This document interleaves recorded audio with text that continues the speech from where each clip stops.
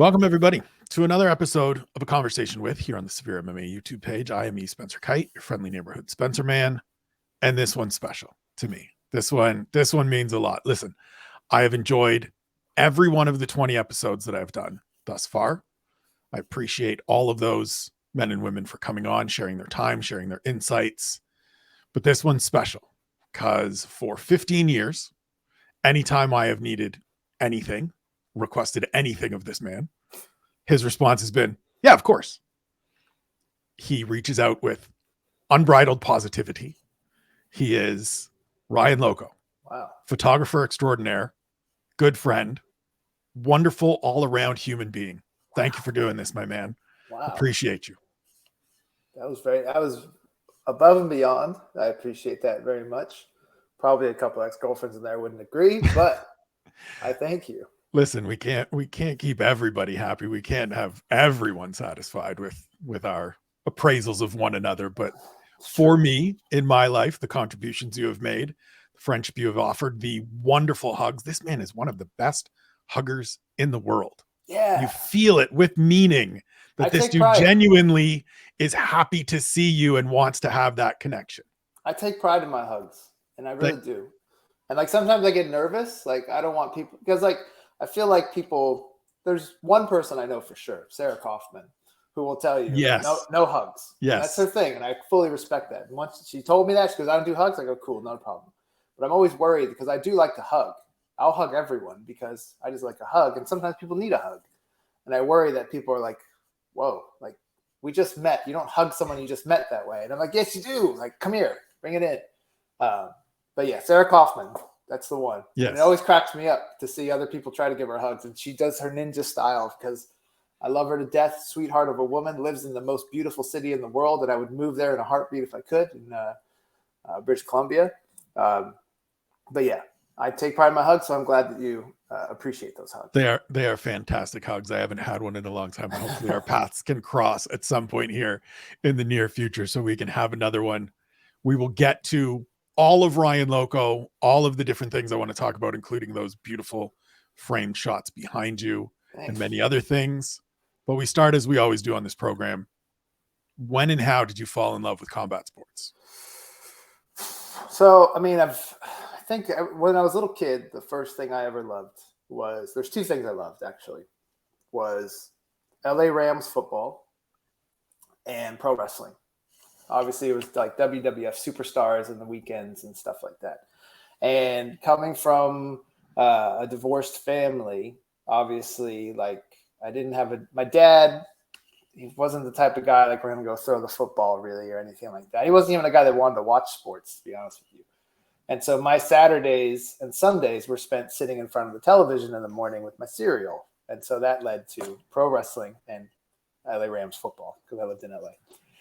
But then I remember the first time we went to a friend's house and they had ordered the Mike Tyson pay-per-view.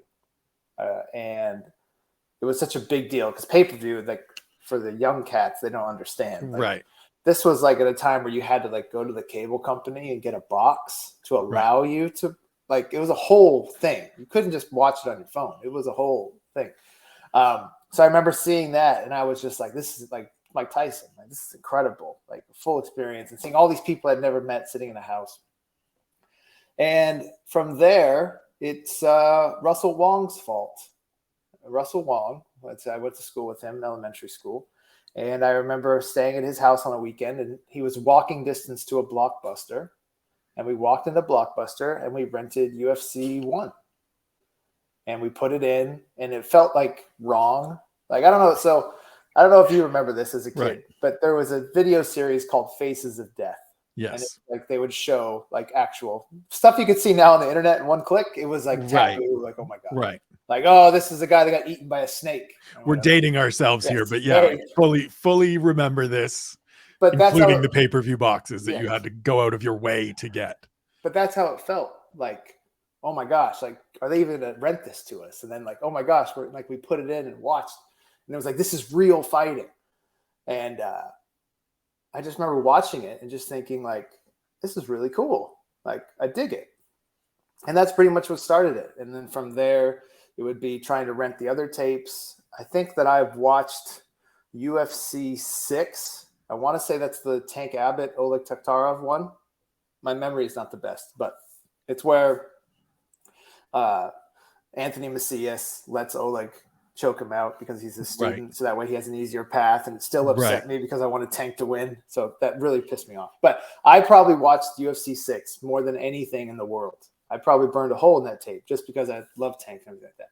So that's where it started. It was Blockbuster, renting UFC 1, and just going from there. And then as I grew up, I continued to watch it, read about it, Ultimate Grappling Mag, things like that. And it was something that I didn't really have too many friends. I don't think I had any friends that were actually into it because it was all basketball and football and stuff like that, baseball. So it was sort of just like my thing that I would try to look up stuff and see other fights and things like that. So, but it's taken a hold on me, and it became my life for some weird reason, which I never thought would happen. This little tiny niche sport that no one was going to watch. And now here I am. So who was young Ryan Loco, little Ryan Loco's favorite wrestler during the WWF Superstars days? Oh, so favorite wrestler growing up as a kid, first one was Hulk Hogan. It was just like, that's what you're born, and then they hand you a Hulk Hogan doll from the hospital back then. So it was Hulk Hogan, and then Ultimate Warrior came up. And then all of a sudden I was like, no, I'm a Warrior guy. And I had the Warrior plushie pillow, like the Wrestle Buddy or whatever the wrestling called. buddy, Yeah, so I had that on my bed. So then it went to Ultimate Warrior. So those were my guys for sure. And then you get older and you look back and you're like, why did I ever like Hulk Hogan? Right. I just like, not even for all the stuff he's done, which is awful. And so like, that's one reason. But two, like, he was a jerk. He was the good guy that we're supposed to love, and he was a jerk, and he was doing like eye pokes and back rakes, and you're a good guy. You don't do a back rake as a good guy. Well, and as I got older, I looked at as I got older and still like and enjoy wrestling, I always got back to the like move set. Was like, even as a young kid, I was like, it's the same thing every time. I know what this is going to be. And listen, pro wrestling, everybody gets their spots off. Everybody has the same set of moves. But I quickly realized, like, I like Sting's set of moves better. I like the Great Muta's Sting collection of moves better. This dude's lame. Yeah, it was just the same punch, Hulk up, big boot, leg drop, back rake, that sort of thing. Like, and but when you're a kid, like all you're caring about is your hero winning. Like you don't care how they do it and everything like that. And I think that nowadays, well, we're getting way off topic. I could talk about wrestling all day. Oh, we're going to. And the point of this show is to get off topic because there is no actual topic. It is, as the title implies, a conversation with you. Yeah. Well, I'm just like, I'm on the old head mentality of like, I actually want to see like a story play out. Flying moves and all that stuff is cool and everything like that. But if it doesn't lead to the story and tell everything, it sort of bores me. And like, I'm of the belief too that like not every, maybe it's like maybe it works in writing too. I don't know. You write, I don't. But like writing characters and stuff, like they need to have flaws and they need to like have limitations. And so like if someone in the ring can do everything, then it's like Superman. Like, yeah, I guess he does have kryptonite, but otherwise like Superman's boring. Right. Because like realistically, he should just defeat everyone. Like there's no real weakness. Like how am I going to run into kryptonite? Not everyone does. Right. At any point, he can just be like, "Oh, cool, lasers out of my eyes." Yeah. Or Same as like, fly away. When they fight Batman, like realistically, he'll just shoot like heat up everything around him and kill him. But so it's like if a wrestler can do everything in the ring, it sort of kills it for me because like I need to know like, oh man, what's he gonna do? Because he's too little, he can't do that, or he's too big, he's not gonna climb to the top. But if they do everything, it's like, I need a story. Like I don't know, I'm weird. You're not weird. You're also not boring. We're going to cover we're also going to cover the you're not boring part of this along the way. I'm very boring. You mentioned that MMA and sort of this niche sport that no one else that you knew liked all that much became your life. I was introduced to you through Fight Magazine, through The Loco Life, through Tap Out Radio. Boy, did I jump on YouTube at the wrong time, huh? I missed that window. How did we get to there? Like, how did we get from little kid in Los Yeah. Loving the Rams, loving pro wrestling, through to I'm writing a monthly column for Fight Magazine, doing whatever they ask me to do. Not a writer, by the way. I'm on Tap Out Radio with Evan Showman and Crooklyn. Shouts Not a to radio them. host, by the way. And I'm walking around filming myself and my friends for a YouTube program that I think it did well at the time, and I loved it. I look forward to every episode. How did we get there, man? A lot of it has to do with so I wanted to be a history teacher. That was the plan. I was going to go and just go to school, do the thing like you're told, like, you graduate high school, you go to college. So I went to school, and a lot of people in high school had money, which we did not. So they're going off and they have their colleges and stuff. And pretty much like a lot of people like work with their parents. They had like their life kind of planned out. I had nothing. So I found Cal State San Marcos, tiny little state college at the time. I think tuition was like $800. And I somehow scrapped that together, and I'm like, scrapped, whatever, together. And I was like, I'm going to go to college and be a history major so I could teach history. That's the plan. So I go for a little while, and first year was cool. I really enjoyed it. History teacher was awesome. Dug him. And then the next year, it felt like I'm doing the same thing again. And it's almost like I'm taking the same history class again. Right. And I was just like, I don't like this. I don't want to do this. And I've stupidly, but it somehow worked out, I've always been of like, if I don't like something, I'm good. I'm out. Had a good time. Thanks for everything. I'll see you later. So I just left. One day I left college and never went back. Just decided. I was like, hey, I'm paying for it too, so it doesn't matter. It's my money. Right. That's right. So I'm out. Fair. And I left. My decision that I get to make. Yeah. Like I will only do that as long as it doesn't hurt other people. Like if we were like working some job and like if I leave, it screws everything up, I'm not going to leave. But like that didn't hurt anybody. Probably hurt my mom, but that's fine. So I left, and I got a job at a nutrition store, like just selling protein and stuff. Because I liked working out and things like that, and I had experience with it. And so I was working working at the nutrition store. And one day, Evan Showman comes in. Evan Showman is a well-known artist, pencil artist, and he does a lot of MMA, all sports, but a lot of MMA drawings. We just happen to live near each other. He comes in the shop. Probably seen him a couple times. I said, whatever. And then somehow we got to talking about, hey, what's going on this weekend or something, the UFC fight. I was like, oh, I'm a huge UFC fan. Like, that's crazy. He's like, oh, we're watching the fights. You can come over to the house. And so I went to his house, watched the UFC. No idea which one it was. And we just started up a friendship. And so from there, because of his drawings of the MMA fighters, and this was when the community was this big, and everyone was on MySpace. That was it. Everyone was on MySpace. And so from there, like he would go, oh, I have to drive up to somewhere to deliver one of the original drawings to a fighter. Like if you want to go, because I don't want to be that long drive alone. So like, sure, why not? And so one night he had to go to the Comedy Store in La Jolla because Jason Mayhem Miller was going to a Joe Rogan comedy show. And he's like, oh, we'll go and we'll drop off the print to Jason. So, and Mayhem had really done well in MySpace as far as cultivating this image and getting a huge following, the Mayhem Monkeys and things like that. And so he had been fighting in Hawaii, icon fighting and things like that. And this was after he had just fought George St. Pierre too. So in the UFC. So it wasn't like a huge deal as it is now. Someone like you wouldn't see it everywhere. Like the select few of us knew, oh, that's the guy that, went to a decision with GSP. So dropped the print off and we're in La Jolla and Evan's like, all right, cool. Like time to go. And Jason's like, what are you doing? And I'm like, nothing. I'm just going to go back with Evan. He's like, you want to hang out and go to Mexico? And I went, okay, sure. Yeah, got nothing else on the schedule. Why not? So we start driving down to Mexico. And then as we started driving, I'm sitting there going, this is the worst idea of all time. Like, I don't know him.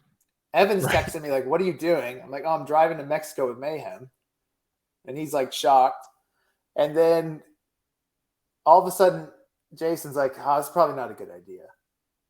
He goes, does Evan have a garage? And I go, yeah, I think Evan has a garage. He's like, let's just go hang out in Evan's garage. So we turned around, drove back up to San Diego, text Evan. I'm like, hey, Evan, we're coming to your house. We're going to hang out in your garage. And then we just hung out in Evan's garage. And so from there, I became friends with Mayhem. Sorry, I'm going to shorten it down now. That's the initial start. So from there, I became friends with Mayhem. And then I quit the nutrition job because they were moving the store and I didn't want to move. I'm like, I'm not moving my whole life for right the nutrition to work store. at GNC. Yeah, it's just not happening. And I'm sitting on the couch one day and Mayhem comes over to the house because Mayhem was always somewhere. And so he would somehow end up like at our place or stuff like that. And he was like, what's going on? I go, oh man, I'm just trying to figure out what I'm going to do. Like I have $0. I have no skills and I don't know what I'm going to do. He's like, oh, well, my buddy just started up a clothing line in Oceanside, like 20 minutes from my house. Like, let's go up there and let's get you a job. So I went up there, met with Hans Molenkamp, owns Triumph United, and got hired that day. I had no skills whatsoever. And I just started helping sell t-shirts. And then that's what got me the big foot in the door as far as then like, oh, you're a guy that can like call managers now to offer them money. Oh, now you're a big player. Because again, right. Scene Very small. Yeah. Right. And so that's how it pretty much started. Got my foot in the door with that and got to meet everyone, network with everyone because I was at events and things like that. One day, we had people that from all walks of life in regards to like motorsports and skateboarding and things like that. A guy comes in, he had like 4 tiny boxes. He's like, oh, we just got sponsored by this video camera company. Here you go. And threw it at me. Threw me a box. $99, tiny little handheld thing. And we were like, oh, damn. I'm talking too much. Sorry. All good. I normally just sit. This is what I do every single episode, and it's the joy of having spent money to invest in a mute button. Essentially, I bought an entire thing just for the mute button. It's great. I never talk this much. I normally just sit and nod. So take the tiny little camera, start filming our little road trips around, dropping off the t-shirts and things like that. And then I was like, I'm doing all this like traveling and stuff. Why not document it? And so this was also at the time we were sponsoring Kimbo Slice, who was a big time internet sensation at the time. And so everything went like viral, I guess, at the time. That wasn't a thing, but it did. And I remember I filmed a video of Kimbo saying that he wanted to fight Chuck Liddell. And that went like crazy. Over 1 million views. And back then, 1 million views actually. Right. 1 million views was a big thing, kids. Oh, man. Huge deal. And it made it in ESPN, the magazine, which again, back in the day, ESPN had a magazine. It was actually a big deal. So like to have my screen grab of the video I made in ESPN, the magazine, because he was talking about how he wanted to fight Chuck Liddell. And yeah, that's what kickstarted everything. And then I started filming stuff and traveling around, started my little local life show, which like still to this day, some people will be like, hey, I remember your show. Like I'll see them today out at like an event or something. Like, oh, we love that show. And it was just like, looking back now, like I said, I missed that window because YouTube is not the YouTube that it is today. No, YouTube was certainly not the YouTube that it is today. If it was out today, it would be through the roof because your personality, the adventures, the opportunities that you had through that. Yeah. Some of your friends, like it was amazing. But I'm happy it came out when it did because it introduced me to you. Yeah, like well, the thing was like the core people that did watch it. It was cool, and I appreciate everyone that did watch it. It was like maybe like a little like insider thing, and it was at the time too where like camera phones weren't camera phones, so like not everyone was filming everything all the time. So I had a flip camera, like a little, and it was an HD, which I was like, oh my god, it's an HD. This is the craziest thing ever. And so I was filming stuff, and we would be hanging out and going to fights, and we're at Rob Dyrdek's Fantasy Factory filming there, like things that like didn't make sense, and I shouldn't be there. Like I should not be backstage at this event. I should not be at Rob Dyrdek's Fantasy Factory. And here I was.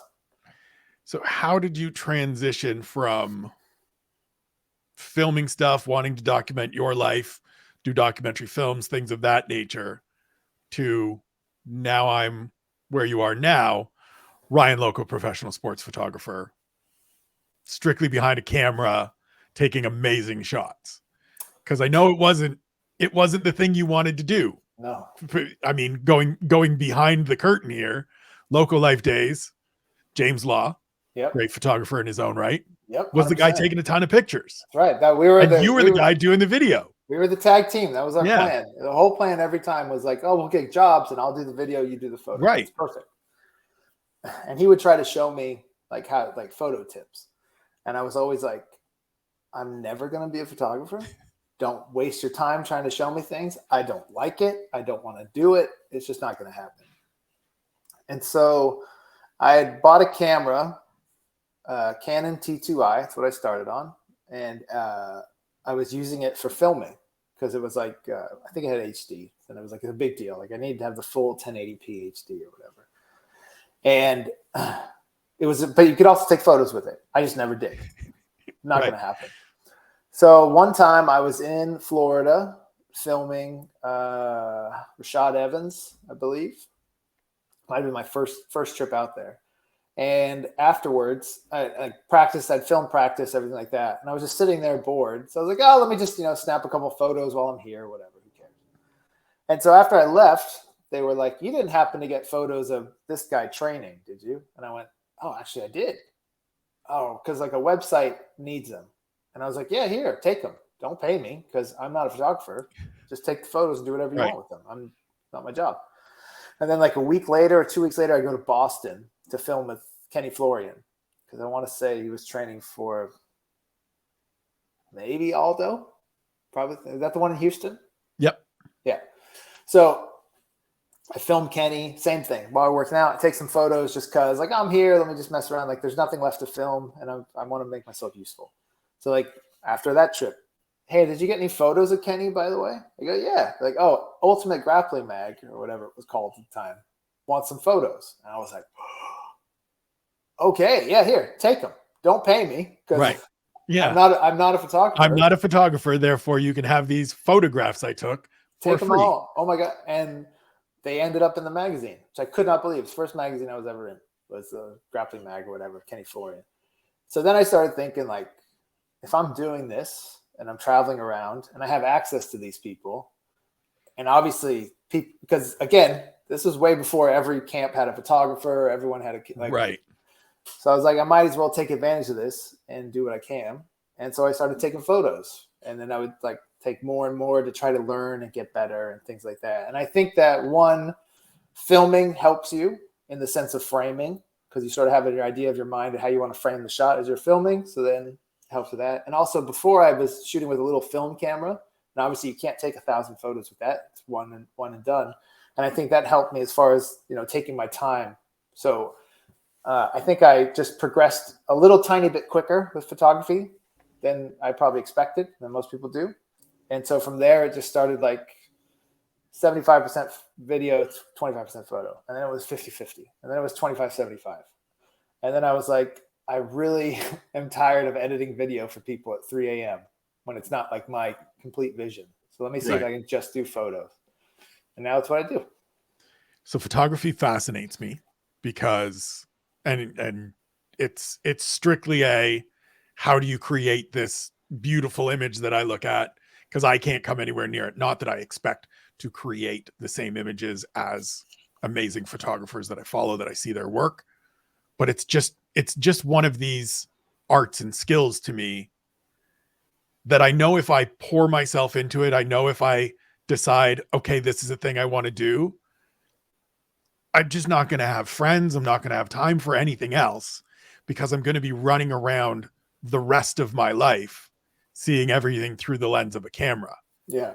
How do you mentioned there that, framing for video sort of has helped you with framing for photography, but like, when did it click to you that this is the thing that I actually love, that I'm actually good at, and don't do the like, oh, I'm not good at it, because you are. I'm not going to have that argument with you on this program. And like, how do you do this, man? Because it's amazing to me, and it's a thing that I have no skill with, and I want to have skill with. Well, okay, so as soon as I started doing it, I knew I loved it. And I'm very lucky because I found out that, minus my wife, and this is it. This is the only thing I like to do. I either like to be home on the couch with my wife, or I like to be taking photos. And I'm very lucky that I can actually make a living just taking photos. But as far as being good, I mean, the nice thing is about taking photos, I think, is that I'll never be good at it. Like, I can always be better. And I'm my worst critic. And I look at photos from 3 days ago and I'm like, what the hell was I doing? Like, what are you thinking, idiot? Like, that's awful. Do this, do this, do this, do this. And I think if I ever felt like I was good, I don't think I would be good. Does that make sense? Like, if I went into something going like, oh man, I got this, then like I have no room to grow and be better. Like, I'm constantly inspired by other people. I don't care if you picked up a camera yesterday, I'll listen to you and hear what you say and any tips and tricks, because you never know what you can learn from somebody. I have no clue. You could have been doing 50 years or 50 minutes. I'll still listen to you, because you should always be open to what people have to say. Doesn't mean they're right, but you should at least listen.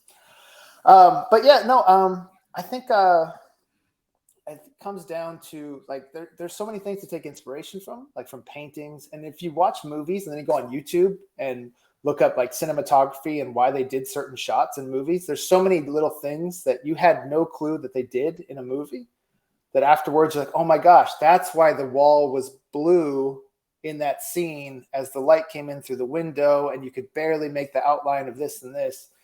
And so I've just always been able to sort of see that, kind of, I guess.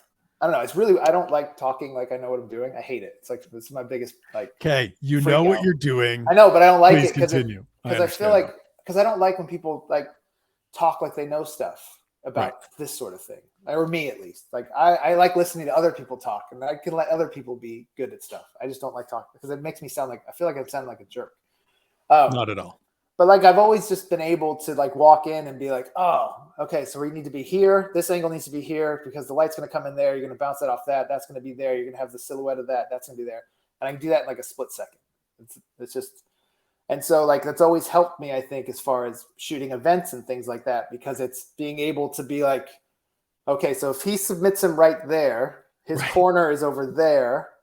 So what's going to happen is he's probably going to choke him out there. Then he's going to stand up and look this way, maybe put his hands up, then walk that way. And then I can frame it so the body's laying this way. He's walking out that, you know, and it's the little things that make a photo. I think those little moments, like, yeah, you can be tight in and see the choke. Yeah, you can be super wide and see everything. But if you can somehow frame it to tell a story in a single image, I think that's a big deal. And I enjoy like helping people with that, because like people ask me for critique on photos. And again, I hate doing it because it's like, what do I know? Like, listen, if you like the photo, that's all that matters.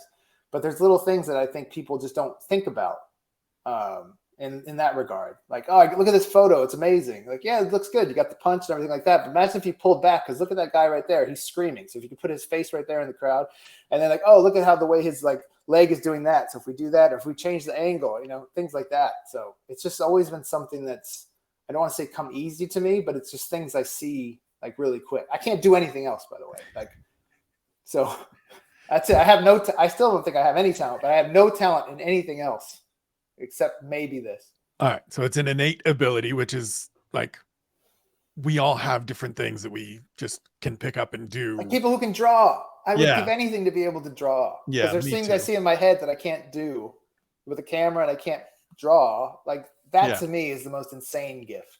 It's the singing and dancing for me that I'm like, I will give up everything else. Yeah. If I could sing well, because I Sure. sing, but it's not good. Yeah. And I could dance, like, you know, I'm in. But that's the thing. Like, how much joy when you're in the car by yourself singing? Like, you get joy out of that, right? Oh yeah. And that's the whole point. It's going to happen when this is done and I go downstairs to make breakfast. And it's the same as with like photography. That's what I love about photography, is that like the person who just picks up a camera still has stuff to learn.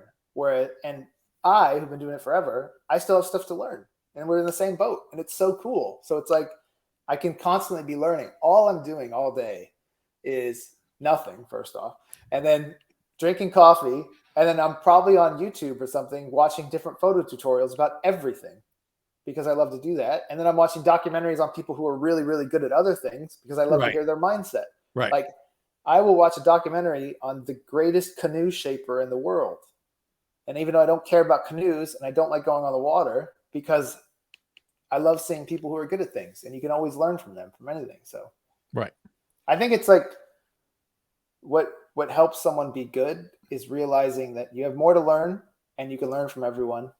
And that's the beautiful thing in talking to everyone. And I think also, it's a sort of tangent, what has helped me along the way in my career is that I try to be kind to everyone, say hi to everyone, listen to what everyone has to say, because you never know who you're talking to, first off. Right. And secondly, like, you never know the relationships you can form just from being cool to somebody for 10 minutes. Right. Keeping it generic.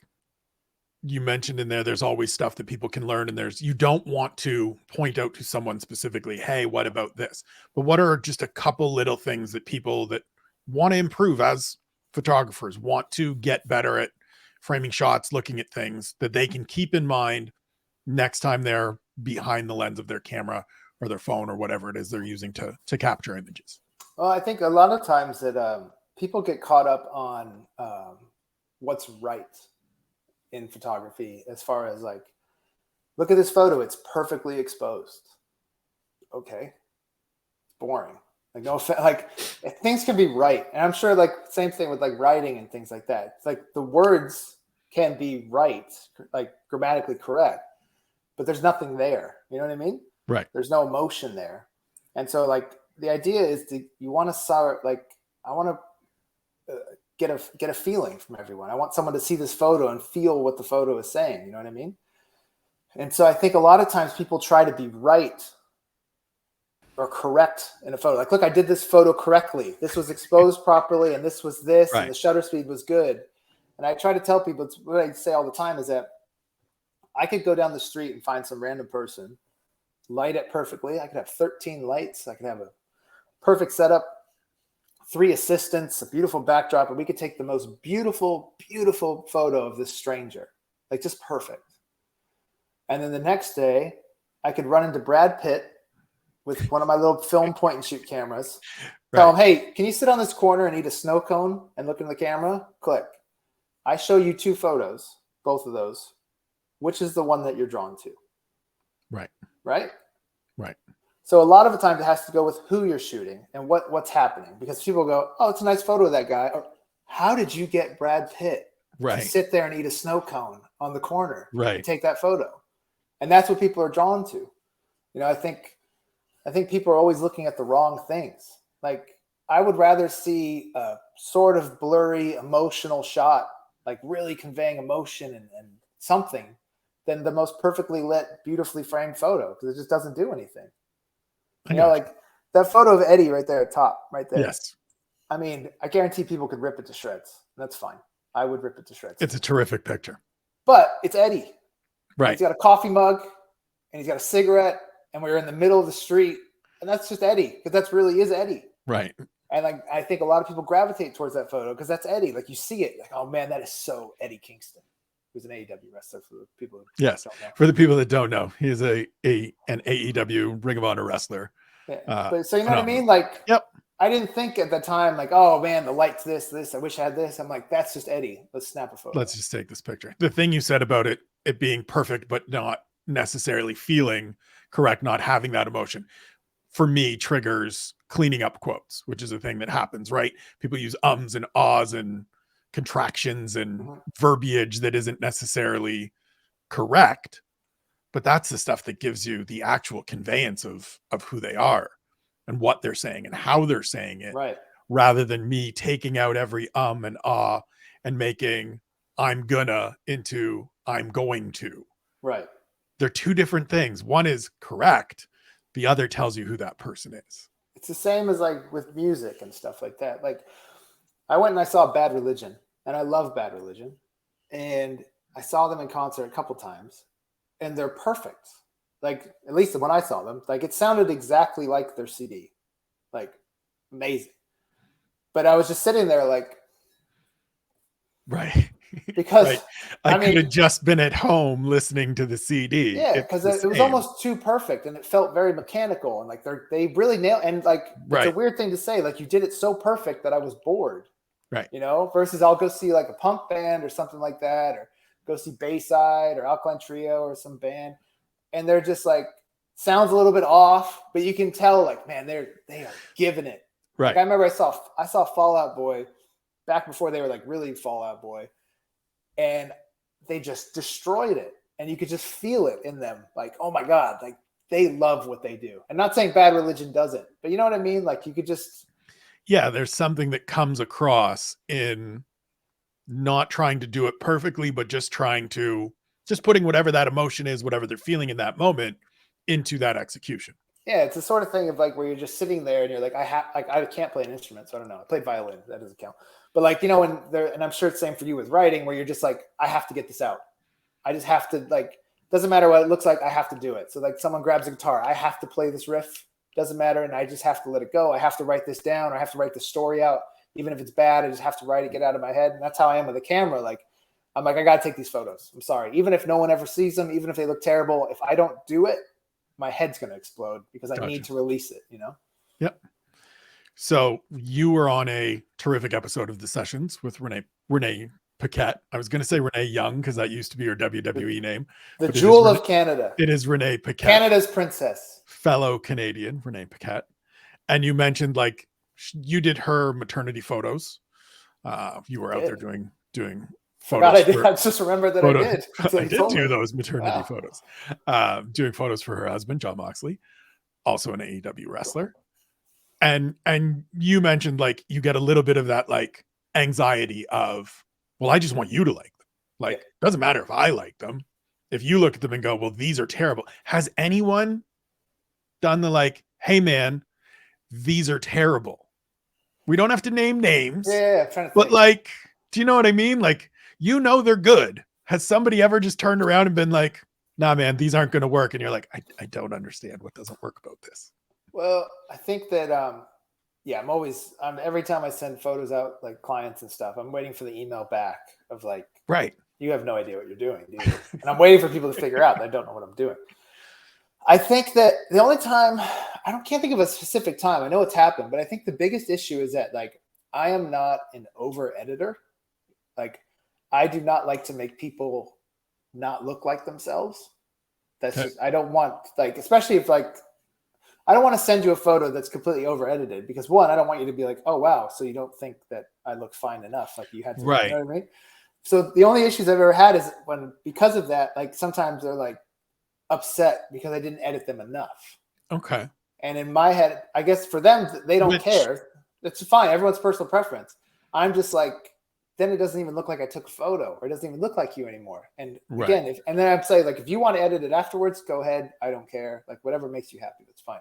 But that's always, I think that's the only time I've ever had to deal with it is like not happy with the fact that I didn't completely change the way they look. Right. And it's just not, that's just not my vibe. Like I will do some editing, but not to the point where you're unrecognizable. Fair.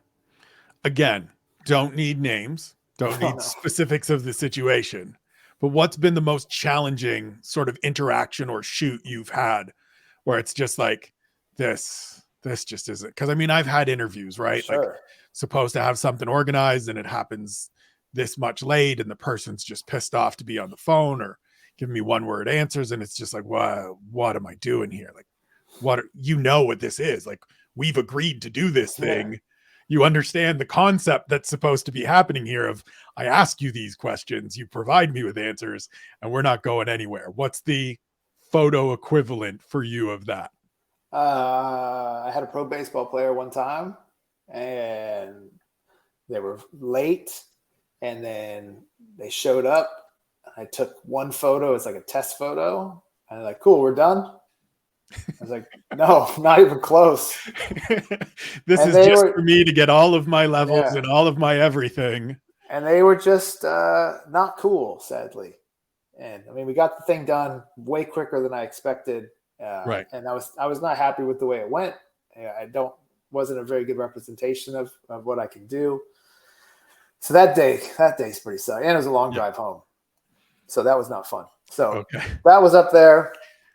Otherwise, I've been very lucky. Like everyone I deal with has been cool, or at least like no issues whatsoever. Like I get it. Some people are busy. Some people don't like having their photo taken, but everyone's been cool. I remember I did backstage portraits at a Fighters Only Award, and I shot a portrait of Dana White. I think I had like 25 seconds, if that. And it was came out cool. People dug it. Ran in the magazine, so it all worked. And I almost sort of like dig those moments. I dig like the challenge. Like, hey, Right. he's coming and you have a minute. Cool. Let's do Right. it. I'll only need 30 seconds. Let's rock it. But yeah, I've been very, very lucky. I'm sure that now I'll jinx myself and I'll just have horrible photo shoots from here on out. But before then, yeah, I've just been, I mean, most people are cool. And I try to make it like cool for everyone. Like I try to make sure everyone's comfortable and, you know, has a good time, and I don't drag it out. I don't try to like, hey, let's try this. I don't like it. Cool. Then let's not do it. Like I don't like to push people. You're a very accommodating man. Well, also, like, I will say this. If you're not comfortable, you're going to see it in the photo. Like, Right. It's like, oh, I really don't like this side of my face. I don't feel good. Cool. Then we're not going to push the issue. Like, I'm not going to be the one to be like, guess what? I got to shoot the left side of his face. Like, how does that help me? And like, right. I want that person is never going to want to work with me again because I forced them to do this thing. I want it to be the opposite. I want it to be easier and quicker than they expected, so that next time they're like, oh, Ryan's doing it? Cool. We'll do whatever he wants then, because I know that, you know, he gets his stuff done and he listens to people. I gotcha. We'll pivot to some quick hitter stuff that maybe won't be quick hitter stuff. Probably not. We're gonna try. People can't see it. They can see it as you take a drink. You are a tattooed man. I am. You have arms covered in them. What was the first one? First one was this one. It means older brother in Japanese. Got it summer of high school and college, right in between. Me and two buddies were sitting at Pat and Oscar's in Temecula, California. We should all get tattoos. Okay, why not? Go to the tattoo parlor. Drive down there. I go, oh, that means older brother. I'll always be an older brother. I'm not going to get someone's name or anything. Cool, let me get that. And it sort of looks like an R, you know? So I was like, cool, let me get that. Sit in the chair. The guy's putting it on. I look over to my two buddies. What are you guys getting? I don't think we're going to get one today.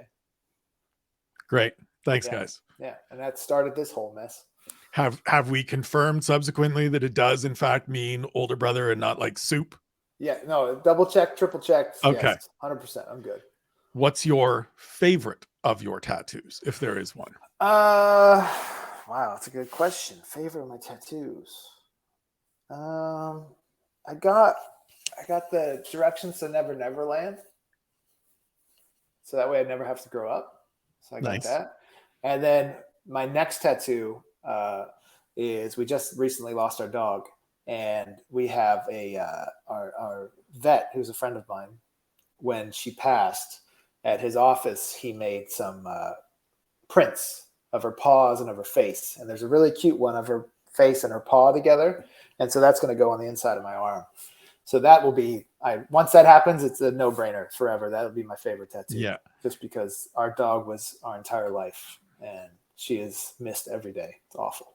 We have paw prints of the two that we've lost, and as I said when it happened, my condolences to you and your partner on the passing of Noodle. She was an absolute joy to see. She was my queen. She was light up cameras and show up on my Instagram. Like the number of times I literally just turned my phone at my wife and went, "Hey," and showed her a picture of Noodle because Noodle was just the cutest. Yeah. So I fully understand. The chain, people often ask, like, what is it around your neck? It is a bead with our first dog's ashes. Oh, that's beautiful. Yeah. So Luke is still with me literally every day. That's awesome. And so, yeah, I understand the tattoo.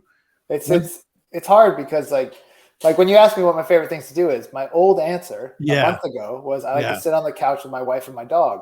I picked up on the pause. And now my answer is sit on the couch with my wife. And it's very weird. Yeah. I still want to say that. And I'm almost like, should I just keep saying it? Like, it's very odd. Like, but it's because I know you, I caught the pause and I was like, oh man, that was where Noodle went. Yep. Shit. Don't make him sad. No, we got all we still cry, but yeah, now we try to turn it all into happy tears. And like she's everywhere in the house. There's fur everywhere still. And like her ashes are in the living room. We made like a little memorial for her. Her beds are still on the floor. Like it's going to be a long time before any of those move. So yeah, for sure. Is there a least favorite tattoo? Is there one that you're like, oh man, why did I do this? I mean, I got this Evil Knievel tattoo, kind of as a joke. So it's like Evil Knievel's logo, but there's nothing else to it. And I wanted it to be a joke, like, see, no evil, because he's not there. And so it was like funny to me at the time. And then I did it. And then afterwards I was like, it's not that funny. I mean, you're still laughing. I still still like Evil laughing today. Knievel, and I guess it led to a story of how it's like a dumb tattoo. That's right. And luckily, it's on like the underside of my arm, so no one really sees it. But to me, it makes me laugh because it's so bad. But I think if I could do it over again, I would probably not do it. Maybe change that one. Yeah. So, in addition to the photography, one of the things I wanted to talk to you about is just there's no easy transition into this. You are one of the most joyous people that I know. You are one of the most positive people that I know. Yeah. And I know that a lot of that comes from previous struggles. And you were very open. Being a loser drug addict. You can say it. On Renee's show. I was going to get into it sorry. more elegantly than that. All right, go ahead. You do it. Let's hear how you do it. Because I want to hear how, maybe this is how I can say it from now on instead of saying, yeah, I'm a loser drug addict. You were very open on Renee's show about your struggles with addiction, with overdose-ish, I think is the easiest way to call it, of like, here's me doing heroin. Now I'm on the floor with a needle in my arm and good Lord, what the hell just happened? Yeah. And I know that, I mean, I've reached out to you at times and we do the like, how's things though? And your response to me, and I have it written down here in my notes, is we all woke up today. So you can't beat that. Yeah, it's a win. How, I mean, when did the addictive part of Ryan Loco, what was the time period of it? When did it stop? And how quickly did you get into, well, look, man, every one of these days is a win because I woke up this morning. Because it truly is. For me, it's a thing that as I scroll back through our chats every once in a while and message you something, I see it and I'm like, God damn, that is the right way to think about this. Yeah. Like I woke up today. Yeah. There's somebody that didn't. A lot of people. Or somebody's other person that didn't. Yep. There's bad in the world. There's bad in my life, but I'm here, I'm breathing, I'm going forward. Yeah. So like, I had a big issue with drugs. Loved opiates. Alcohol was cool. I love to drink, but it's whatever. Weed, no thanks. I'm not a crazy pothead loser. I was doing the good stuff. I was doing, but if you do weed, that's cool. I don't care. Do whatever you want. Doesn't bother me. I really loved opiates. And from then, when you couldn't get opiates, like OxyContin, you had to get heroin. And you had to get it from sketchy people because that's just what you do. Or you had to get it from sketchy countries because that's just what you do.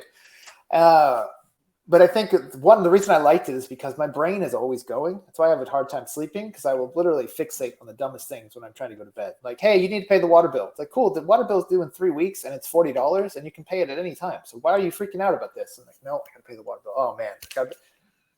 Dumb stuff. So that was the only time like my brain would slow down. That's when I would do drugs. And I think that's part of the reason why I loved it. Like, it was just like, oh my gosh, I can just sit here and I can enjoy this. I can just nod out and watch a game or whatever. And so from then, obviously, you have to take more and more so that it actually works. And one night, like I said before, I was in the bathroom doing it. All of a sudden, I woke up on the floor, needles in my arm, and I was like, didn't know what happened. And I was like, holy shit. Like, one, who knows if I could have like fallen on the needle and like just completely wrecked. Torn up. How that works, I don't know. I'm not a doctor, but I probably could have. Two, I was like, man, what if I died? And then that's how they find me. And they got to tell my mom. I go, that sucks. So that was the night where I was like, oh, okay, I think I got to stop. And it's not easy stopping. It's one of the hardest things ever. And I was listening to a Radiohead song. It's a song called Just. And one of the lyrics is like, you do it to yourself, and that's what really hurts. And it was like, that clicked me. Like at the time, I was like, man, that's right. Everything that the reason I'm in pain and all this stuff is because my own fault. I have no one to blame. I cannot blame the people I got the drugs from. It's not their fault. I'm an adult. I did it. So I decided I'm going to stop, and I stopped doing it. And it was the worst, like 7 days of my life. Oh, noodle passing is now the worst day of my life, but that was the worst time of my life. Right. Like pain, restless legs, can't sleep, crying, just everything hurts. It's just the worst. Like I feel for anyone that has to go through that. How long ago? Oh man, this is probably 15 years ago, maybe something like that. I'm really bad with dates. Like, I don't know how people do it. Like some people will be like, oh, do you remember summer of 07? I have no idea where I was summer of 07. I don't know what you're talking about. Right. People can do that. Yeah. Summer of 07. We went to this coffee shop. I would kill for that gift. Right. Like everything is based off of when I moved, when I got married, when I graduated high school. And then in between, I have to somehow fill in the gaps because I don't know how gotcha. time works. But after that, I was sort of like, wow, like I dodged a bullet. Like I should have been dead, really. But like before or after Loco, life and getting into the sport? Oh, that was before. Yeah, that was before Loco Life. Okay. And so from then on, I was kind of just like, well, this is all bonus time. Like I got a second chance. I should have been dead. Now I'm not. So cool. This is a win. Like every day's a win now, no matter what. Like I'll be fine. And so from then on, I sort of just always like adopted that from now on. It's like I woke up today. That's awesome. There's a lot of people that didn't wake up today. There's a lot of people today. This was the last sunrise they're ever going to see, which is crazy. You know, there's a lot of people that's it. They may not even know it. Like this is it. This is the last sunrise you're ever going to see. And then there's a lot of people today that are having the worst day of their life ever. Like their world is being crushed somewhere that we have no clue that it's happening. And here I am, sitting at home, drinking a coffee, talking with you. Like, how can I complain about anything? Right. Like I have a fridge that has food in it. I have running water. I have electricity. Like, life is beautiful. I am so beyond lucky. And so, one, I feel like a jerk if I ever took that for granted because there's so many people that don't have that. And two, I try to help and be positive and do what I can for other people and try to make their day a little bit better because like you never know what someone's going through. You never know what they're going home to. And it's like, I have a responsibility, I feel, to be the best person I can be for myself, for my wife, for my dog, and for, to sort of help other people. And so I don't know. I just can't imagine living any other way. I can't imagine being mean to someone. Like, unless they're just awful. Like, I can't imagine like going to Starbucks and being mean to the person at the counter because your coffee's 5 minutes late. Like, relax. Like, someone found out they have cancer today. Okay. You are waiting 5 minutes for coffee. You'll be okay. You also don't know what that person's going through. Like, so it's just not, I don't know. Like, I just can't. I don't think I could like fall asleep. I have trouble anyway, but I don't think I could fall asleep at night knowing I was mean to someone. I know that this stuff, this period of your time, this period of your life, was something that you weren't always necessarily open with about talking about publicly with people.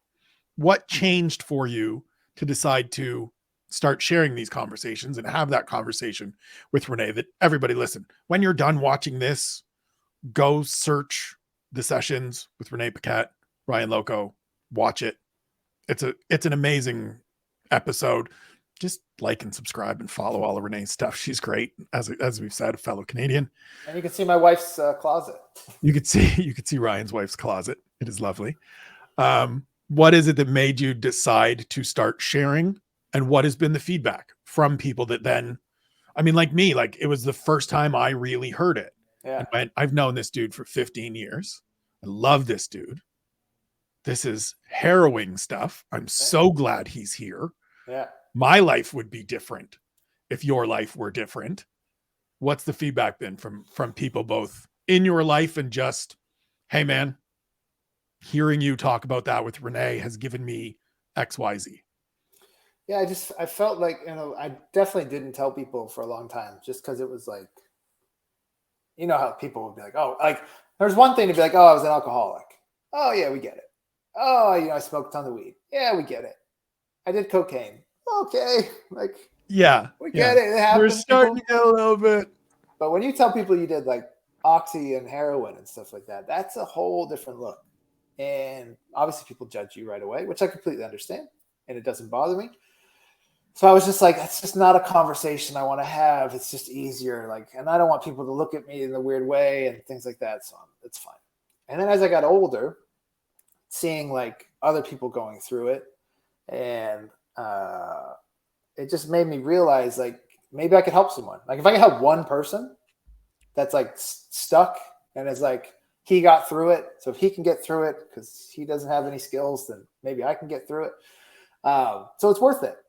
And like showing that there is a way out, that it's not hopeless, that you're not just stuck where you are. Like, trust me, I know how it can be. I know how good it feels. I know how bad it feels. So, and if this idiot can do it, you can do it. Especially if you have a support system. Because I did not have a support system. I just did it all on my own. yeah, I just wanted to like let people know that there's people out there. Like, it doesn't help anyone to be silent about things. It's Right. Like, I don't want some kid that's stuck doing it to be like, oh man, I have no chance. I want them to be like, if he can do it, you know, maybe there's a chance I can do it. And then like reading like Brandon Novak's book. Brandon Novak was a professional skateboarder. He ran with BAM's crew. If you ever saw Jackass, people of BAM, things like that. And now he runs like a sober house and things like that. And just reading about, you know, all the stuff he went through and how he's changed and, you know, it's now clean and helping other people. Like, it can only benefit people to know these stories and to know that there's a way out. So, but I'd say every once in a while you might see something like, oh, didn't you like to shove needles in your arms? Right. Like, yep. Yeah. 100%. But like, it's not a burn because I did it. So yeah, you're right. Like, there's nothing, you're never going to insult me because I probably said it to myself before anyway. And you're right. So like, hey, weren't you a junkie loser? Yep. Okay. That's it. That's all we got. Yeah. Like, that's where we end is here. Like, because you're right. I've done stuff since, and I can't argue that. Yeah, I used to be. Yeah. I used to be not great. But most of the things is most people like just either being really surprised or shocked or glad I stopped. But I think because like, yeah, I'm so boring now that people are always like, there's no way you could have done this. And I was like, yo, it is. Like, you don't even like to take Tylenol. I know. I'm complete opposite. I don't like to do anything. One, you're not boring. Like I'm so boring. I mean, it's so great. Listen, I love it. I love being boring. I wake up, I make my coffee, I watch photo YouTubes, hang out with my wife, and that's it. That's a lovely life, man. It's beautiful. Every so often I jump on a train and go photograph famous people and cool things. Every once in a while that happens. Few and far between, and that's it. How did the transition into doing professional wrestling portraits, shooting? I mean, obviously you've shot other events. You've shot all kinds of different stuff. You are, as I said off the top, professional sports photographer, but it's primarily focused, I would say, and you can correct me if I'm wrong, on professional wrestling and mixed martial arts. You, as we are recording this on March 9th, you are fresh back from shooting UFC 285 in Las Vegas. Mm-hmm. How did you get it? How did pro wrestling come into like the two loves of Ryan Loco's life? Childhood love wrestling. Now I love photography. How did we get there? It was wild. Like, but back in San Diego years and years ago, I did do a tiny little video project on a local SoCal Pro Wrestling because SoCal Crazy, San Diego luchador, reached out and me and James did a full project. He did all the photos. I did the video. And I was like, this is so cool. Like, can't believe it. Like, I'm getting to film wrestling, small indie show in Oceanside, but it didn't matter. So like, this is great. That's so cool. Look how close I am. But what really like made the transition, I think, was that I was shooting a UFC event and Becky Lynch, a WWE wrestler, who was popular at the time, is now next level. Right. Otherworldly famous. So she was there because someone she was with at the time was fighting. Right. And so I happened to snag a photo of her at the event. And it was like just a blur shot of her through the cut man's hands, things like that. And I posted it. And she like said, thank you. Love the photo. This is incredible. Followed me on Instagram, followed her back. And then it somehow worked out that they were coming to Vegas for a show and reached out, said, hey, do you want to do some portraits while you're there? And she said, yes. Met her at her hotel room, me and my wife did her makeup, and we shot a bunch of cool portraits and things like that. And that's sort of what kickstarted it. Because as soon as like one person saw that, then it was like, oh, if she trusts him to do these photos, he must not be a weirdo creep. So we could reach out. And so I post those photos. People liked them. And then she flew me out to LA to do a bunch of like a full day of photos. So we can have a ton of looks, you know, that she could have, that sort of thing. And was posting those. And then it sort of like took off. And right at that time, I was then moving back to Florida, which is sort of like a hotbed of wrestlers. Hub for professional wrestling. Yeah. And so it was just like, oh, she posted the photo Ryan took. She tagged him. Oh, look, let me see. Oh, cool. Let me follow him. Hey, oh, you're in Florida. Can we do this? Blah, blah, blah. And then it just started like snowballing from there, and got me to shoot a bunch of wrestlers and meet a bunch of wrestlers. And yeah, it's been a lot of fun because like really I'm a grown ass man, but it's like, it's my love. I love professional wrestling. I love storytelling. I love being able to turn my brain off for 3 hours and just melt into that world. You know what I mean? And it's like, people look at you kind of weird. Like, do you watch professional wrestling? And I'm like, did you not just spend your whole life obsessing over a show about dragons, Game of Thrones? Are you not obsessed with the little wizard kid? Like, we're all weird. We all have our things that we pour ourselves into. Like, you don't tell me about Harry Potter and I go, it's fake, right? Like, yeah, like, so I don't understand, like, people freak out. Like, you watch wrestling. I'm like, you're obsessed about this show. You're obsessed about that show. Those are all scripted shows. Mine just happens to be live scripted when yours is like film scripted. Otherwise, that's it. Right. I don't knock anyone for liking anything. As long as you're not hurting anyone. Like we're good. I agree. I fully agree. Go to cosplay, dress up. I don't care. That applies to me for so many things. Yeah. My wife and I have this conversation regularly, and it always sort of lands on the same point of like, why do you care? Why does it matter to you what anyone else out here is doing? If it's not is it impacting you? There you go. 100%. I catch myself every once in a while, like sitting. For sure. Like, absolutely. Because I like to look at stuff just because photo-wise, like, that's a cool photo. And I catch myself going, oh, that's kind of weird. And I go, who cares? They're not bothering anyone. Right. That's their joy. And if they're finding like their 5 minutes of joy a day, which is hard to find because life is tough and there's a million things going on, why would everyone rob someone of the joy? You mentioned sort of the word of mouth chain of, oh, we shot this person, now I'm going to look and maybe you can shoot me. I loved the story on the sessions that the first sort of interaction with John Moxley was, hey, I need you a picture. Terrifying. And he's finished a match and bloody and just dying for a smoke and says, I'd love to recreate this photo of Joe Schilling that I saw, Joe Schilling being a glory kickboxer, and you being like, I took that picture. Yeah. And then all of a sudden this great friendship, this wonderful relationship to where you've shot the cover of his book, you've shot now his wife's maternity photos, various other things. Like, it's just the ball keeps rolling and these things collide. Yeah, it's just being at the right place at the right time and trying to be cool with people and just, like I said, meeting everyone, shaking hands, being nice. But yeah, that first time with John, it was just like, because he's very like imposing because he doesn't say anything. He just stands there. And he gives off the aura of just like, I'm happy right here by myself. Please keep me that way. It comes across on television when he's a sweetheart. He's very kind, very sweet, lovely person. But he just has that look. And I don't blame him because I like him the same way. Like, I just want to sit here. Like, I'm fine. Everyone else have their fun. Just let me sit here. And I may not look like I'm having fun, but I promise I'm having fun. Just let me sit here. But yeah, then it just randomly happened that he dug that Joe Schilling photo, which I had just happened to take. And we recreated it, and it went great. It was on the cover of an art magazine, and everyone loved it.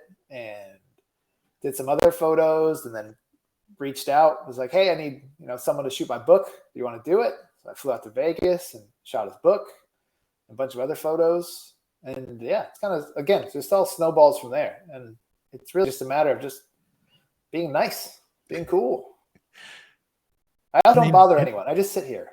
It works, right? Like, it works. Being nice, people, if you can take anything away from this, being nice and just being cool and adaptable to things and letting people figure themselves out and come to you when they need you and helping makes life easier.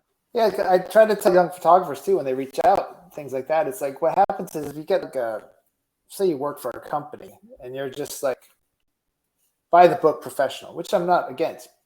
You're not nice, but you're not mean. You're just like, oh, I got to get this job done here. Go, here's your files, blah, blah, blah. Or then they hire me and I'm like, hey, what's your name? Oh, it's so nice to meet you. What are we trying to capture today? Oh, we can definitely do that. Is there anything else you want to get? Is there something for yourself you want to do? We could do that here. Absolutely. No problem. You want an extra photo? Some photographers will be like, the extra photo is going to cost you $100. You want an extra photo? No problem. I'll take care of that. Right. So when it comes to hire the next one, they can go, well, Steve, he was great. Very professional. Do we want to put up with him for 8 hours? Ryan, oh, it's so nice. That dude's so cool. Yeah, let's hire Ryan again. You know? Right. And I think that helps a lot. Like being someone that people want to be around and like to make their day easier, their work easier, their shoots easier, you know? You mentioned some photographers, the extra photo will be $100 or whatever the case may be. Yeah. Your stuff, which you can find at ryanloco.com, please go check it out, is occasionally for sale. Yeah. It's sort of like the Disney, we're pulling it out of the vault, limited time, and then it's going back in the vault. Very limited quantity. You're not a Prince guy. You are a one of one or maybe one of two, one of a couple, because some people need them and you have to have them and stuff like that. Where did that originate from? Where did that come from to you of, I don't want to sell everything. Yeah. I want to do it sporadically because obviously I need to make some money from this stuff that I'm doing. It'd be nice. And people seem to like this stuff. And hey, that's not a bad way to make a couple of bucks, but you are very selective about it. You leave it in the hands essentially of the people. And correct me if I'm wrong. It's okay. This thing is up.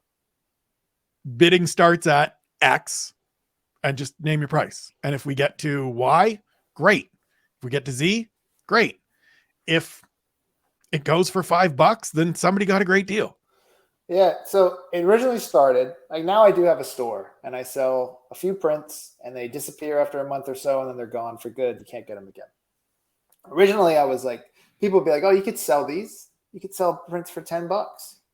And then I was like, if I sell a print for $10, I'm now a $10 print guy. You know what I mean? Right. If someone went to you like, oh, that's a beautiful novel, you could sell that for $20. You're now a writes a novel for $20 guy. Right. And I did not want to be a $10 print guy. Just wasn't my vibe. It's not worth it to me, whatever. So I made it so in the beginning, if I had a print, I would either you make a donation, right, ideally to a dog charity, and you don't even have to tell me the donation. I don't care. That's up to you. Whatever you feel like. I'm not judging you. If you did a $1 donation, I won't know. That's on your heart. You decide. Show me you donated. Here, have this print. You're the only person that'll ever have that print. It's just for you. But I wanted it to be like one special so that someone could be like, oh, check out this photo I got. No one else has it. How much did you pay for it? I didn't pay for it. You can't buy it. You know? Right. Like I made a donation. Right. You didn't even ask me how much the donation was. I just had to make a donation. So I wanted it to be special. I want people to put things up in their house and to feel like, wow, I'm part of a select group, a small group, you know, they got this. And I wasn't trying to make a quick buck off everyone. I could have sold them for $5 and probably sold a ton, but who cares? It's not worth it. And then as I got older and I realized like I'm old and I could croak at any moment. And I had people reaching out. They're like, oh, I love this photo. I'd love to have it. And I was like, it kind of suck if I just like died tomorrow. And everything was just at my house. People are just sitting there and like, oh, that would have been cool to have a Ryan Loco print. And like maybe even the story of like, yeah, this guy died yesterday. Check out this photo. So I was like, all right, cool. I'm going to start selling some prints just for fun. So I sell prints on my store. And it's like, we'll put up a maximum of 5 total to stay up for like a month or 2. And after that, they're gone. They're a little bit more expensive just because one, I want you to buy it. I want you to really want it, really care about it. I think it makes it more special to have something up there. And like now I took a couple prints down. I'm selling the 2 skateboard decks that are hanging in my other bedroom. And I priced them to where it's like, I don't need to sell them. I really am only selling them because I don't want to take them off the wall and move them into this office. Right. If they sell, great. If they don't, cool. I still have 2 skateboard decks. Doesn't bother me. So if someone wants to be like, you're an idiot, you priced it way too high, I don't care. I don't matter. It doesn't matter to me if you buy them or not. I remember a couple of years ago, there was something, and I think I saw somebody do the like, how are you selling this for X amount? And you were like, you don't understand. I don't want to sell this. Yeah, I don't want to sell it. If I'm going to sell it, I'm going to put it at a price point where the person that buys it is certainly an absolutely somebody that wants this thing. Yeah. 100%. Because it's at a, to them or to this person that was commenting to you, an obscene price. Whereas the person that wants it goes, oh, that's absolutely worth it. I'm still getting a deal. Yeah. That's how I feel. Like, and it doesn't bother me. You could say you're an idiot. Cool, man. I don't care. You're not buying it. And I'm not telling, like, it doesn't hurt me in any way. It's more that I want someone, if they ever do buy it, I'll probably take them off the site at the end of the month. Probably won't sell. Don't care. It just means now I have to figure out where to put them in this office. But if someone did buy them, I want it to be like checking the shipping. When's it arriving? Oh, it comes Thursday. Oh my God, the box is here. Yeah. Can someone make sure the box is on the front steps? We bring it in the house, open it and be like, wow. And it's the only one. It's a one of one. I'm never going to make them again. You'll be the only person to ever have it. And like, I want it to be special. Like I remember being a kid, you get something in the mail, it was special. Like it's not fun anymore with like 10,000 prints. And like everyone can have one. Like I just immediately go to the Ken Griffey Jr. Upper Deck rookie card. Right. Oh, I got a Ken Griffey Upper Deck. Everyone does. Congratulations. Yeah. When I first saw it, I was like, oh my God, that would be the card to get. And now I know the stories of there's like bazillions of them out there. And it's not the same. But if you want, someone please go buy the skateboard because I really do not want to hang them up and drill I will holes. put the link to the store in the show notes here so people can just click the link and go and check them out because they are tell me I'm stupid. It's fine. They're really cool. They're super cool. The prints that are up are great.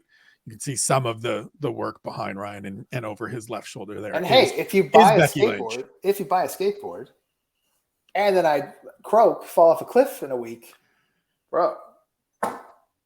Well, listen, that's a documentary right there. Listen, I want people to buy the skateboard, but I don't want you to fall off a cliff in a week. Me neither. I'm just saying. Let's not throw that out there. I've kept you for over an hour. There's no cliffs. There's no cliffs in Florida. Flat, so that's not happening. Roll into the ocean. And I hate the ocean. So if you find me drowned, I was murdered. 100%. Pool at the house?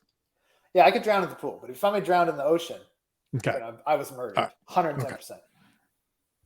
So you mentioned this office as opposed to the other office, mentioned pool at the house. These are things that at certain points in your life, you didn't anticipate having. No. I know when I put down the deposit for our first house, my wife and I had some serious moments because I moved around a lot and people are always like, what do you mean you moved around a lot? I've totaled it up. I'm 44 years old. I've had 38 addresses. Wow.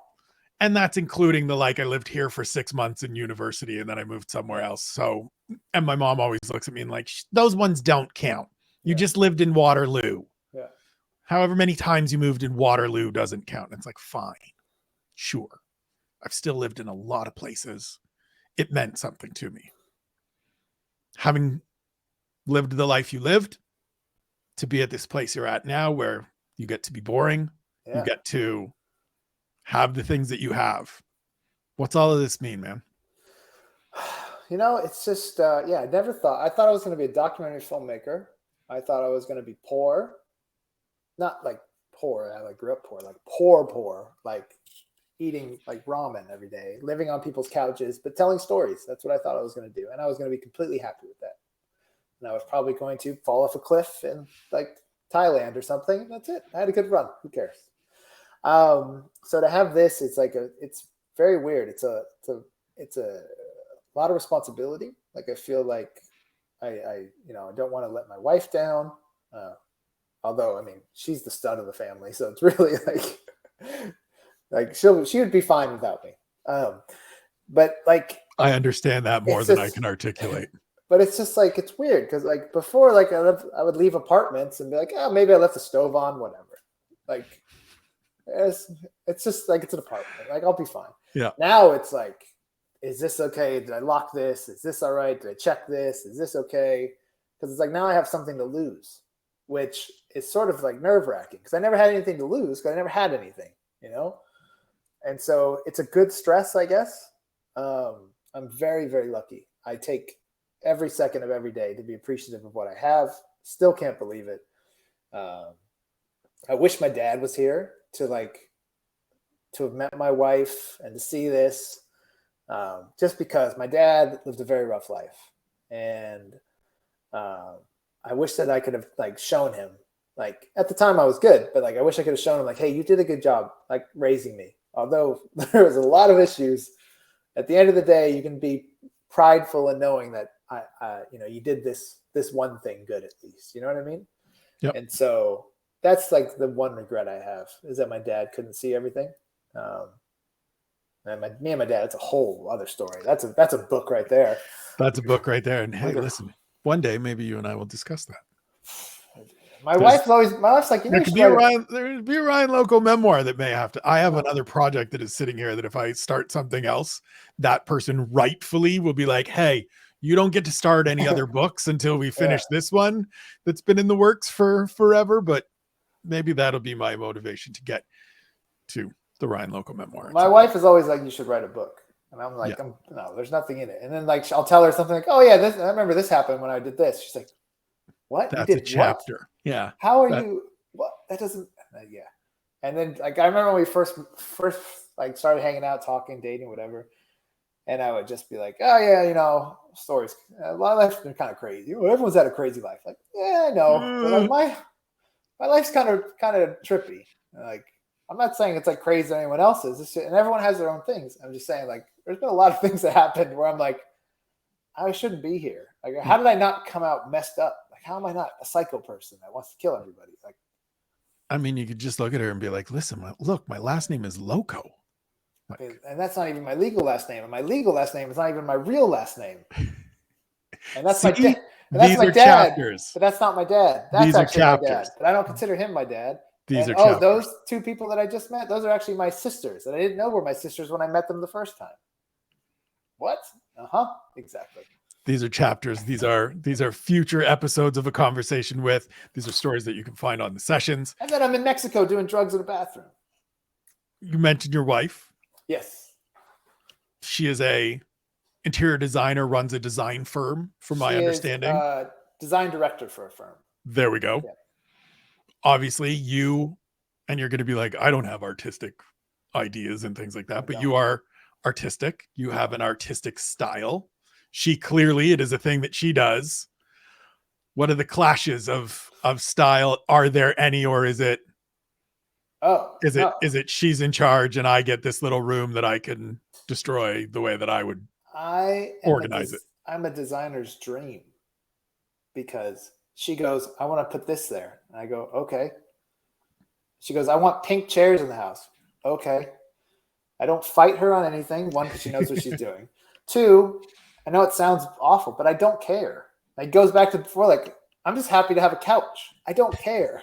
I'm happy to have a TV. I don't care. Right. Like I was living in an apartment with no couch, nothing on the floor, just a TV, to the point where like a friend of mine came over and was like, you live like this? I'm getting you a couch. And then they brought me a couch. Like, because I was like, I don't need one. I don't want one. I'm fine. When I moved out for weeks, I got rid of my bed before I moved out and I was sleeping on clothes. Like, I just don't care. Like it's never been. So for her, I'm like, do whatever you want. You're very talented. You decide. Like if there's ever she knows me because I am a 99.9% whatever you want. There's the 0.1% where I go no. And that's when she knows, oh my God, he's actually serious. So we won't do it. And I'm a stubborn jerk. It's one of those things where it's like, hey, do you want Chinese food tonight for dinner? Nope, I want Italian. Okay, I guess we're getting Italian. Because otherwise, I'd be like, whatever. And I go, even if it's to the point where you can go get Chinese food, I'll walk and get Italian food on my own. I'm having Italian food tonight. It's just something that happens in my brain every once in a while. Very, very rarely. Very, very rarely. But when it does, it's the clear, we got to do this thing that Ryan wants. Yeah.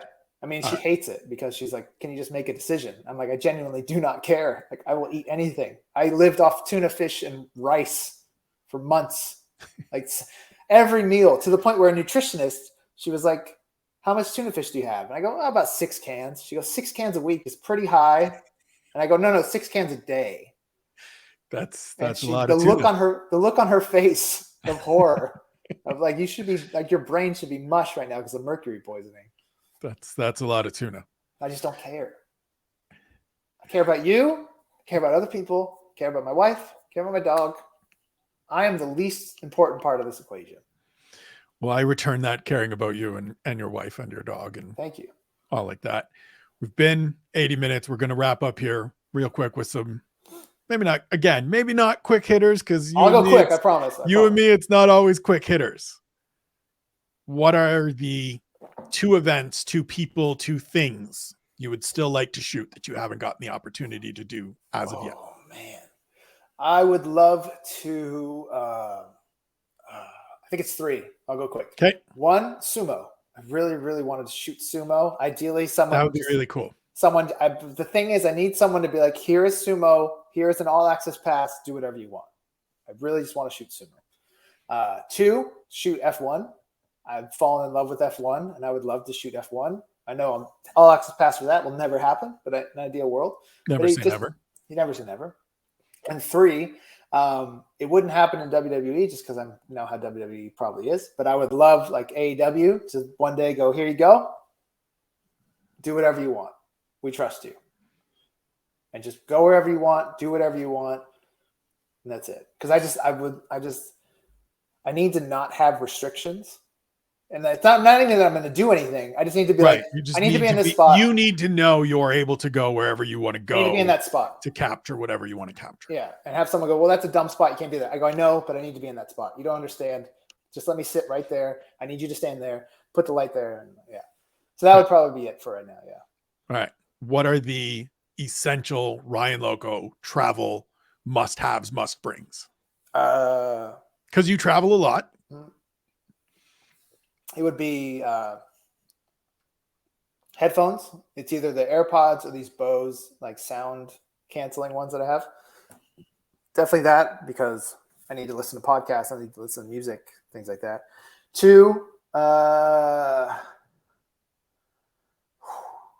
good moisturizer.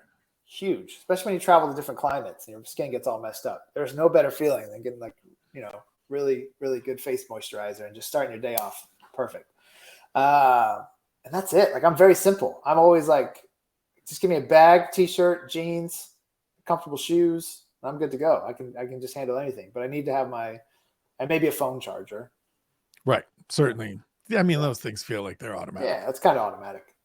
How many cameras do you own at present? Ooh. Okay, so we got. I mean, you could just go general number. We don't have to stop and count them all out. We can count it real quick. 1, 2, 3, 4, 5, 6, 7, 8, 9, 10 or 11 at the moment. Yeah. And they're in pretty standard rotation. They all have different functionality and purpose. I have my 2 main digital cameras that go with me for all the events. I have a film camera that I can take to sporting events because it shoots fast. I have a very large 4x5 camera that takes really large film negatives. I do that every once in a while. I have 6 other film cameras, and they're all different sizes or whatever. So it's just different, whatever I'm feeling at the moment. So yeah, maybe make it 14 or something like that. Okay, there's a couple more on the shelf. It's the only thing I like. Yeah, I understand. You're a vegan. What is a vegan? Give me 2 vegan recipes that I need, or vegan dishes that I need to try. I had John Gooden on here. He as well is a vegan, and he and I have had conversations, and he's like, bro, you should try it. Yeah. And I'm like, listen, we do vegetarian, we do vegan here every once in a while, but it's not like my committed to, this is all I'm doing. But give me a couple that may sway me. So I'm not vegan anymore. Okay. Yes. However, I do love my plants, and I love eating vegan, and I love the food. Just with traveling and just, trying to, and I'm also insanely hard and trying not to eat as much processed stuff. And there's a lot of processed vegetarian and vegan options, and I just don't think it's good. But still trying to eat as clean as possible. But I would always go with definitely like a pita sandwich with falafel. Oh my God. Pita, falafel, eggplant, avocado. Bro. Maybe some tabbouleh in there. This is good timing because falafel is on the menu for Saturday here in the Kite household. Oh, beautiful. I need you to convince me of eggplant. Tell me how to prepare it. All you got to do is just not a thing I'm into. Slice it really thin. Okay. Throw it in a pan with some olive oil, season it up, and just you want to get it as soon as it's done. Do not let it sit. Do not let it cool down. So I would cook that last. Have your sandwich ready to go. Ideally a pita, if you can get a thick pita. Throw some hummus in there. So here's what you're going to do. You're going to line one side with avocado, line the other side with hummus. Okay. You're going to throw a little bit of cabbage in there, some shredded cabbage. You can throw some sort of sauce that you like, whatever is your favorite sort of sauce. And then you're going to put the falafel in there as well. Okay. And then as soon as that eggplant is ready, throw that right in there and get to town. Dipping sauce, you can use whatever you like. You could use like some sort of, I don't want to say ranch because I think ranch is gross anyway. But you know what I mean? Like some sort of aioli type thing. Little tzatziki. Yeah, tzatziki, 100%. And you'll be good to go. I promise you. That's all you need. And then also mushroom buffalo chicken wings. Oh my gosh. See, mushrooms has been a big, like I've never been a mushroom guy. Okay, so I don't know the name of them because I'm an idiot, but not normal mushrooms. There's the long ones with the tiny head, pearl maybe, something like that. Okay. Pearl mushroom, something like that. Anyway, make the batter, dip it in, throw them in the air fryer, baste them up with some buffalo sauce or whatever sauce you like, barbecue, whatever. You won't know the difference. Plus, it doesn't matter because you're just eating fried bread anyway, so who cares? But it is so good, so delicious. I like it better than cauliflower. Okay. You're These welcome. are important things. You're welcome. Lastly, yes. Tell people where they can follow you, where they can check out your work that is phenomenal. Thank you. And stay on top of what is for sale in the store that they can think about purchasing. Probably most active on Instagram, Ryan Loco, RyanLoco, just one word. There's a Twitter that I delete most of my tweets after I tweet them because I want to say something. I'm in the moment to talk about it. And then I don't want to wake up to a tweet talking about it because I don't want to talk about it anymore. And I also don't want the person to think I'm ignoring them. It's like, dude, I thought that 8 hours ago. I don't want to talk about this anymore. So I delete most of my tweets. So if you don't see them right away, they're gone. But at Ryan Loco there as well. RyanLoco.com is my website with all my photos. And there's a store link that you can just click there if you want to buy a print. If you want to get these 2 skateboards out of my house, that would be incredible. Because I really don't want to drill any more holes because I don't know what I'm doing. And my wife yells at me for them not being level because I don't know what I'm doing. You and me both. My wife is the one that owns the power tools in this house. My wife she is a G. My wife is a stud. I'm married so far up. It makes no sense. I'm waiting every day for her to come to her senses. And I'm just, one morning I'm going to wake up, half of her closets or 82% of the closet's going to be gone. And I'm just going to be like, finally, she smartened up. Good for her. This may be why, for all of these years, you and I have clicked so well. There is some synergy here. I have those 100%. Same thoughts as well. We're doing all right, though, kid. You're doing well. It's so amazing to see you continuing to have this success. Appreciate you. Do these great things. Thank you. It has been a joy to have you here for 90 minutes. Thanks, I appreciate you, man. He is Ryan Loco. I'm Spencer Kite. This has been a conversation with for SevereMMA. And we'll talk to you soon.